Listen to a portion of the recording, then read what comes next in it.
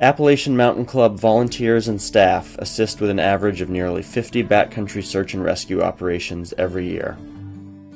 AMC collaborates with New Hampshire Fish and Game, the U.S. Forest Service, and a number of volunteer organizations. This partnership between the public and private sectors provides a critical service for the millions of backcountry visitors who flock to New Hampshire every year.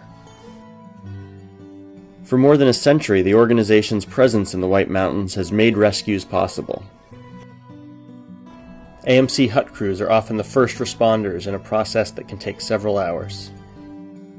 The AMC has a lot of resources at their disposal. We have our 50 hut crew members in the backcountry who can volunteer, as well as our probably 20 to 30 people in the front country that are on our volunteer team as well. Because we know it might be necessary for some of our hut crew to be responding to these search and rescues on a volunteer basis, we like to have them prepared with wilderness first aid.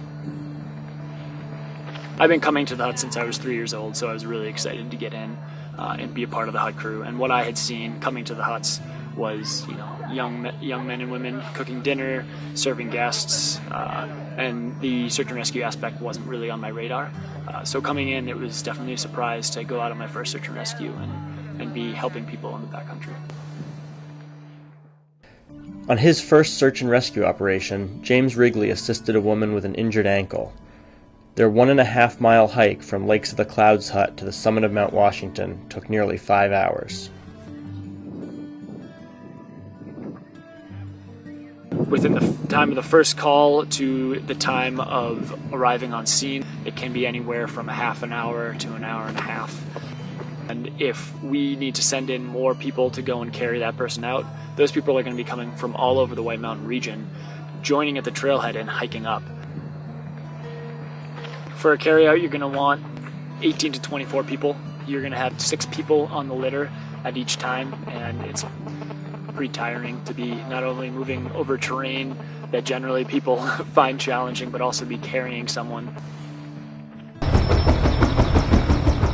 In the most severe circumstances, whether because of a remote location or a severe injury, a helicopter can be called in to evacuate the patient. AMC promotes the protection, enjoyment, and understanding of the outdoors. That mission includes educational programs and publications that reduce the demand for search and rescue operations. But even with those efforts, backcountry visitors sometimes need help.